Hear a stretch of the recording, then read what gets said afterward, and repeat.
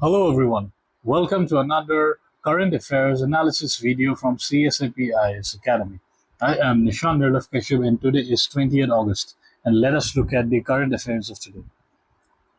আপোনালোকে মোৰ relevant experiences খিনি এটা চাব পাৰে তাৰ লগতে I urge everyone to please join our WhatsApp group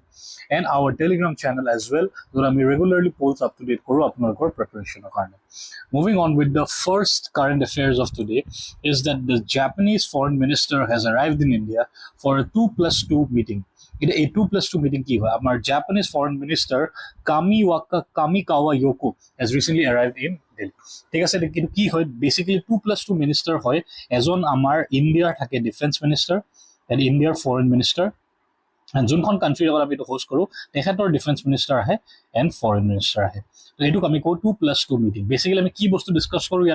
ইয়াতে আমি ষ্ট্ৰেটেজিক এণ্ড ডিফেন্স ৰিলেটেড বস্তুবিলাক আমি ডিছকাছ কৰোঁ ডিচিশ্যনছবিলাক আমি ডিছকাছ কৰোঁ ইণ্ডিয়াৰ বহুত কম কাণ্ট্ৰিজৰ লগত এনেকুৱা 2+2 মিটিং ডায়লগ এখন আছে এখন হৈ গ'ল আপোনালোকে অলৰেডি জানে কি জাপান ঠিক আছে জাপান তাৰ লগতে আমি USA তাৰ লগতে অষ্ট্ৰেলিয়া এণ্ড এখন হ'ল আমাৰ ৰাছিয়া তো এইকেইখন কাণ্ট্ৰিৰ লগত আমাৰ 2+2 মিটিং ডায়লগটো আমি হোষ্ট কৰোঁ বা কণ্ডাক্ট কৰোঁ ঠিক আছে ৰিচেণ্টলি আমি কাৰ লগত পাতিব খুজিছোঁ জাপানিজ ফৰেন মিনিষ্টাৰ অলৰেডি আহি পাইছে অন নিউ দিল্লী যাৰ লগত আমি 2+2 মিটিংটো কৰিম কৰিম at Hyderabad house on Tuesday ঠিক আছে তো আজিৰ দিনটোত বেচিকেলি আমি তেওঁৰ লগত 2+2 মিটিংটো কৰিম আপোনালোকে চাব পাৰে এপাৰ্ট ফ্ৰম ৰাছিয়া বাকী গোটেইখন কাণ্ট্ৰি যাৰ লগত আমাৰ 2+2 মিটিং আছে গোটেইকেইখন এখন কোৱাড কাণ্ট্ৰিজ হয় হয় নহয় গোটেইকেইখন এখন কোৱাড কাণ্ট্ৰিজ চাব পাৰে আপোনালোকে the format of the meeting of the foreign and defence ministers of India and its allies strategic and security issues ওপৰত আমি ডিছকাছ কৰোঁ ঠিক আছে US Australia Japan and Russia তাৰ লগতে এতিয়া প্ৰথম আমি ইণ্ডিয়া জাপানৰ 2+2 ডায়লগটোৰ কথা অলপমান চাই লওঁ প্ৰথম এডিশ্যন কেতিয়া হৈছিলে ইন ইণ্ডিয়া ইন 2019 প্ৰথমবাৰৰ কাৰণে আমি এইটো কৰিছিলোঁ দেন 2022 মাজত 2 বছৰ কিয় কৰা নাই বেচিকেলি কোভিড আছিলে কোভিড থকাৰ কাৰণে মাজত 2 বছৰ আমি কৰিব পৰা নাছিলোঁ ঠিক আছে And A যোনটো ডায়লগ হয় this shows a special strategic relationship between the countries. So সেইকাৰণে এই ডায়লগটো অলপমান important. Okay, moving on with the next current affairs, that is a multi-modal logistic park as Joki Khopa. ঠিক আছে basically অসমৰ লোৱাৰ আসামত আছে ঠিক আছে তো এইটো হ'ব আমাৰ কাণ্ট্ৰিৰ প্ৰথম multi-modal logistic park. This is a big thing for Assam also. ঠিক আছে এইটো আছে নিজৰ advanced stage of construction and next year lage etu operation হৈ যোৱাৰ সম্ভাৱনা আছে ঠিক আছে তো এটা মাল্টি মডেল লজিষ্টিক পাৰ্ক কি হয় বেসিক্যালি ইটস আ লজিষ্টিক্যাল হাব মানে বস্তুটো কেনেকা হয় এটা সাপোজ কৰক আপোনালোকে ফ্লিপকাৰ্টত কিবা এটা বস্তু অৰ্ডাৰ কৰিছে ঠিক আছে এটা এনেকাটো নহয় কি ফ্লিপকাৰ্টে জেগায় জেগায় দোকান খুলি থৈছে ফ্লিপকাৰ্টৰ এটা লজিষ্টিক্স হাব আছে লজিষ্টিক্স হাব মানে এটা ডাঙৰ ওৱেৰহাউচ আছে য'ত সিহঁতি বেছিভাগ বস্তু ষ্ট'ৰ কৰে সেই যোনটো ওৱেৰহাউচ হয় তাৰ পৰা সিহঁতি বেলেগ বেলেগ জেগালৈ বস্তুবিলাক পঠায় ঠিক আছে তো এইটোক আমি কওঁ লজিষ্টিক হাব লজিষ্টিক ওৱেৰহাউচ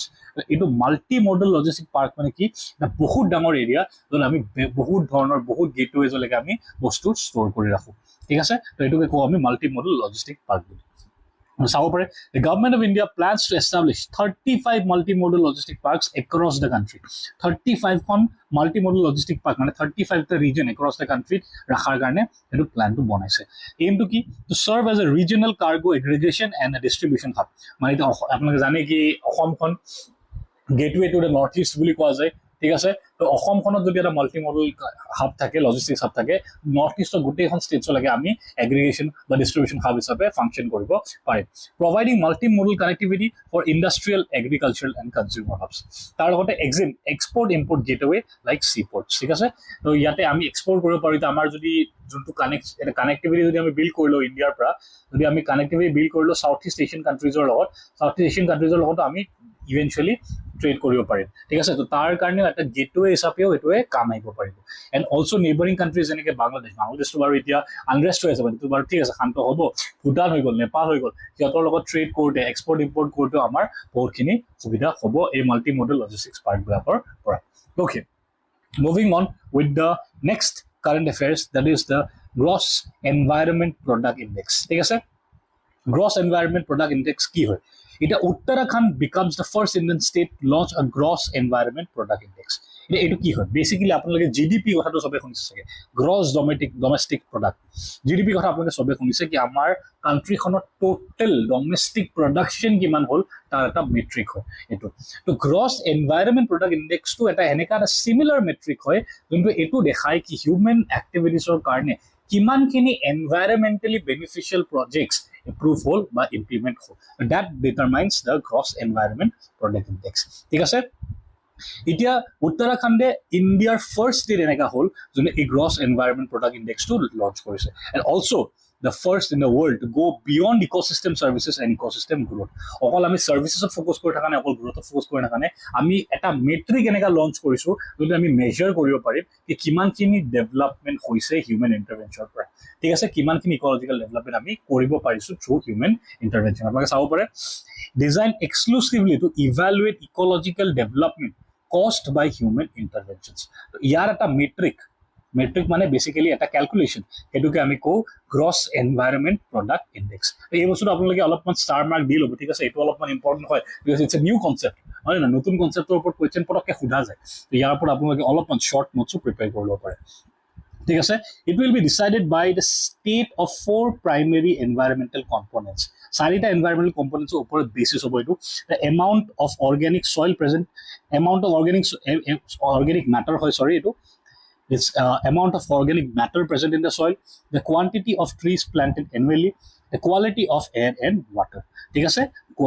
গোটেইকেইটা মিলাই পেলাই এই গোটেইকেইটা কম্পনেণ্টছ মিলাই আমি এনভাইৰনমেণ্টেল প্ৰাইমেৰী এনভাইৰনমেণ্টেল কম্পনেণ্টছ কেইটা মিলাই আমি এই গ্ৰছ এনভাইৰনমেণ্টেল প্ৰডাক্টটোৰ কথা আমি বিচাৰি ওলাম ঠিক আছে ভেৰি ভেৰি ইম্পৰ্টেণ্ট তাৰ লগতে next current affairs is regarding a Iranian group that used ChatGPT to influence US presidential election. Now this is very interesting. Either recently OpenAI কৈছে কি ChatGPT ইউজ কৰি কিছুমান এনেকা ChatGPT একাউণ্ট যোনটো ইৰাণৰ কিছুমান গ্ৰুপৰ লগত লিংক আছে বা বেসিক্যালি ইৰাণৰ ৰেজিষ্ট্ৰেচনৰ লগত লিংক আছে তো সিহঁতি US প্ৰেসিডেন্সিয়েল ইলেকশ্যনটো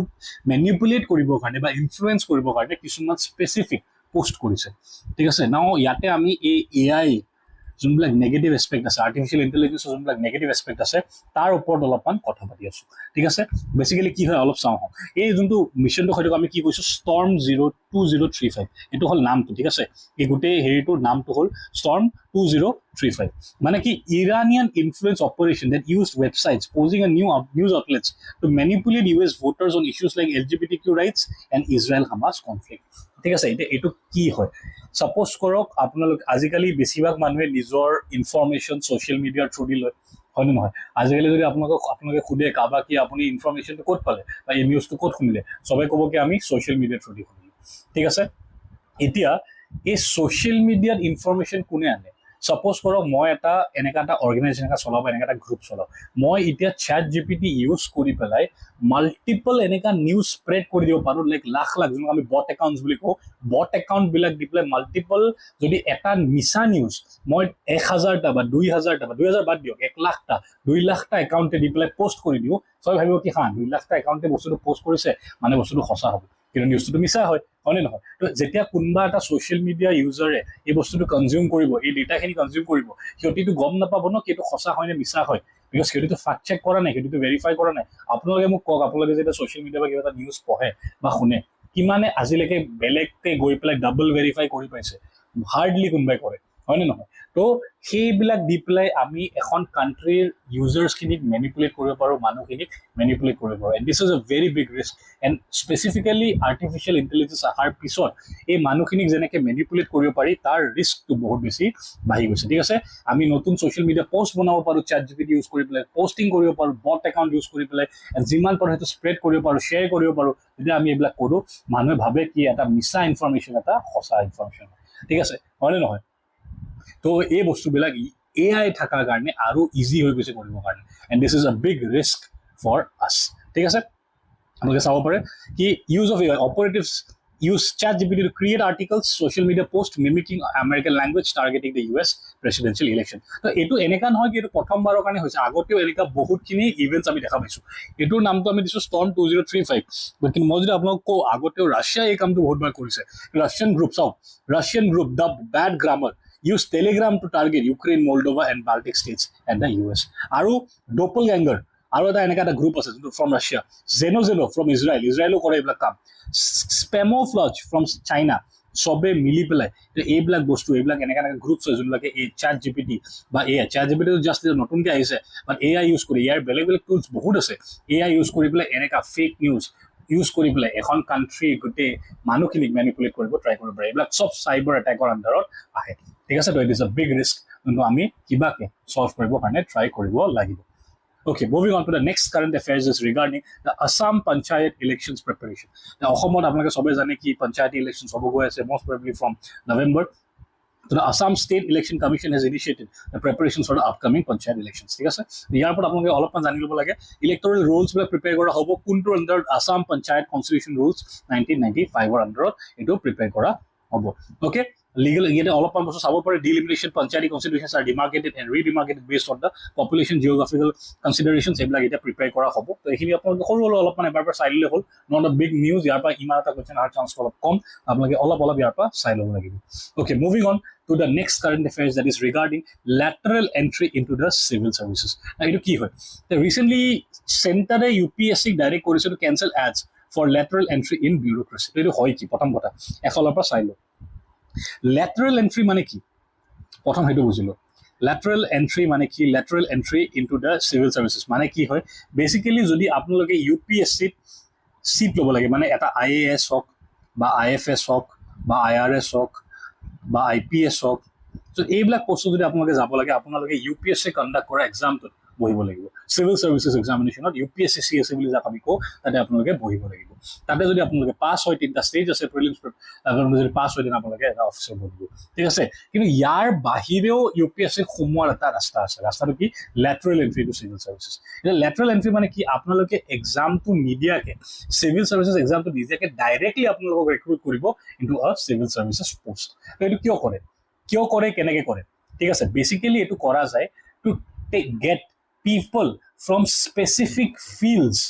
যাৰ সেই ফিল্ডটোৰ ওপৰত স্পেচিফিক নলেজ আছে বা স্পেচিফিক এক্সপাৰ্টিজ আছে, তো সেনেকুৱা মানুহবিলাককে এই লেটাৰেল এন্ট্ৰি দিয়া হয়, ঠিক আছে। এতিয়া যেতিয়া মই কাৰোবাক তাৰ এক্সপাৰ্টিছৰ কাৰণে